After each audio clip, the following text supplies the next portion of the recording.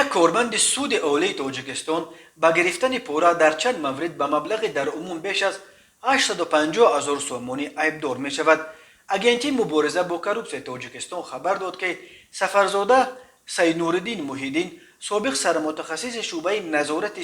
سود اولی جمهوری تاجیکستان، برای به منفعت آنها حل نمودن چند قضیه از شهروندان در عموم 64,500 دلار و 210,000 سومانی پورا گرفته است. بنا به گزارش مرکز مطبوعات اگنتی، سفرزاده سید نوردین، سابق سرمتخصص شعبه نظارت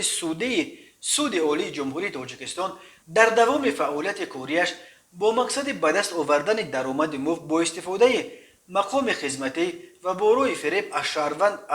برای به منفعت آخرین حل نمودن بحث مال و ملکی وابسته به نقطه تعمیر автомاشین ها که در بررسی سود اولی اقتصادی جمهوری تاجیکستان قرار داشت، اینچنین در یک چند حالت از یک گروه شهروندان برای پیش از مهلت از ادای منبعد جزا آزاد نمودن، قطع کردن پرونده جنایتی و برای به وظیفه کاتب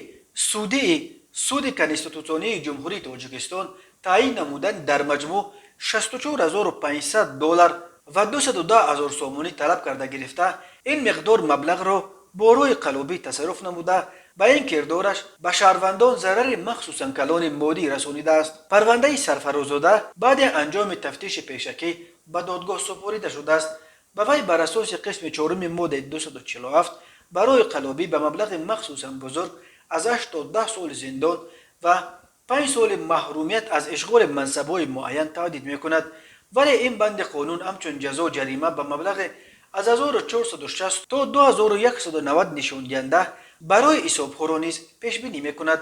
ولی روشن نیست که چرا یک پرونده پورگیری روی راست یک کارمند سود را همچون قلابی جمع و بست کردند. در سالهای اخیر در تاجیکستان چنین موردهای پرونده‌های پورگیری را توپ داده همچون قلابی جمع و بست کردن مقامات